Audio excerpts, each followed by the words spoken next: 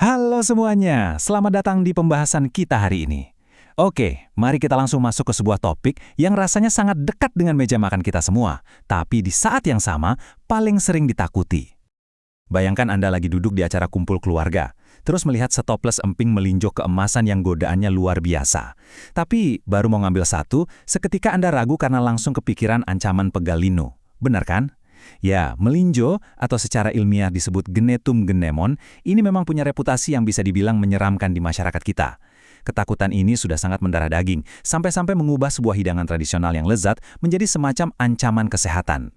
Nah, pertanyaannya sekarang, benaran nggak sih melinjo ini biang kerok dari asam urat dan darah tinggi? Atau jangan-jangan kita aja yang selama ini salah sangka?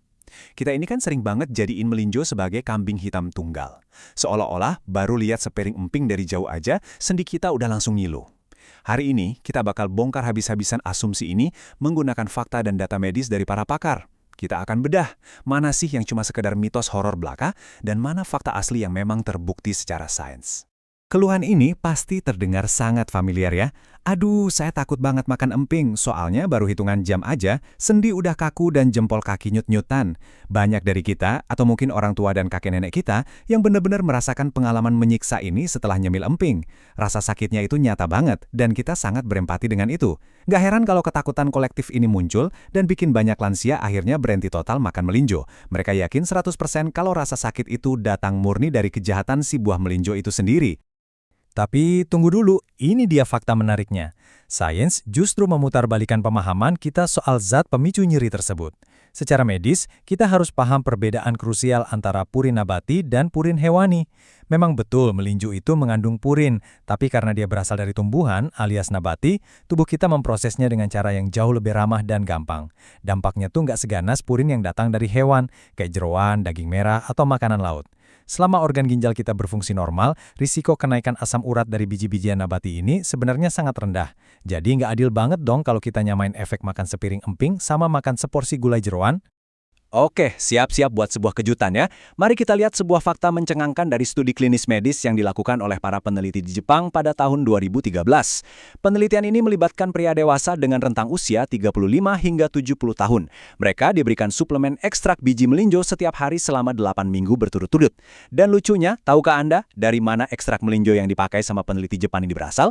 Dari sebuah desa di Kediri, Jawa Timur, Indonesia. Keren banget kan? Dan coba tebak hasil dari penelitian tersebut? Sungguh luar biasa. Berlawanan banget sama apa yang kita percaya selama ini, kelompok pria yang rutin mengonsumsi ekstrak biji melinjo itu ternyata tidak mengalami kenaikan asam urat sama sekali.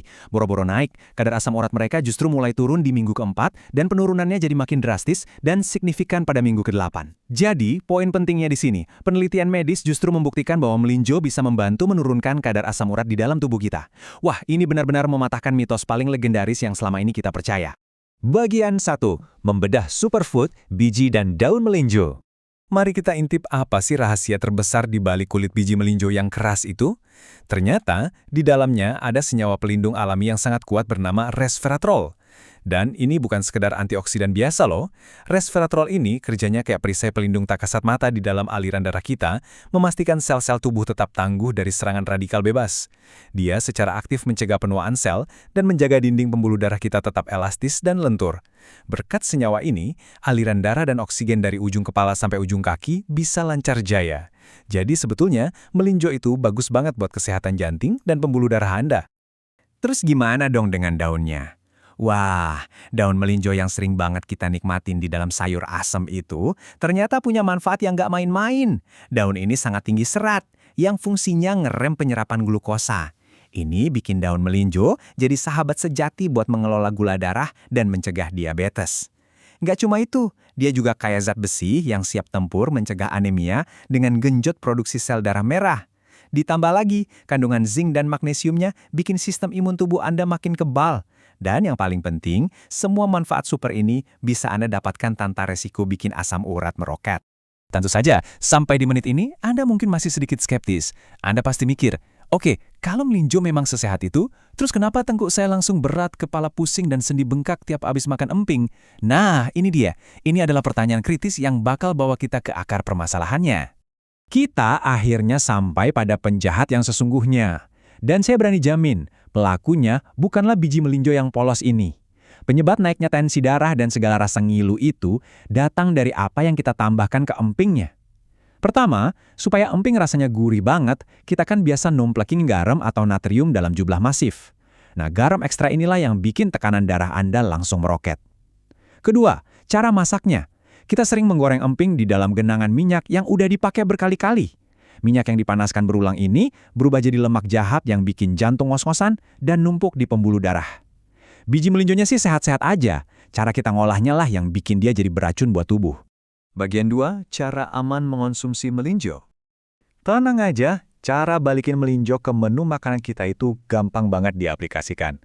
Pertama, mari kita ubah cara masaknya. Daripada digoreng pakai minyak seliter, cobalah sangrai emping di atas wajan anti lengket tanpa minyak sama sekali. Atau manfaatin teknologi kayak air fryer dan oven. Teksturnya bakal tetap renyah kok. Kedua, soal porsi. Tolong batasi konsumsinya cukup 5-7 keping aja sehari. Ini udah lebih dari cukup buat sekedar ngelepas rindu makan emping. Dan yang ketiga, jangan dimakan setiap hari berturut-turut.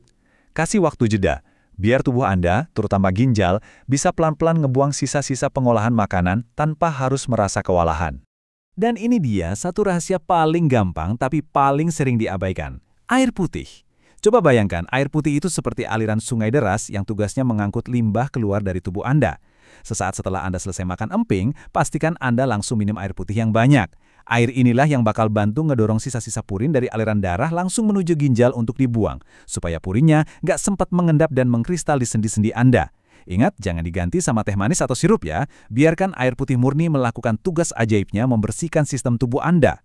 Jadi, wawasan baru ini lumayan merubah cara pandang kita kan?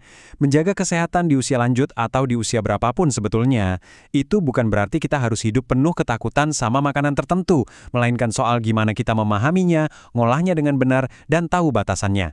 Sekarang, dengan mitos yang sudah sukses dipatahkan oleh sains, keputusannya ada di tangan Anda. Apakah Anda berani mengundang kembali si melinjo superfood tradisional kita ini ke atas meja makan Anda? Terima kasih ya sudah ngobrol dan membedah topik ini bareng-bareng. Semoga informasi ini ngasih Anda ketenangan dan keberanian baru. Sampai jumpa di penjelasan menarik kita selanjutnya.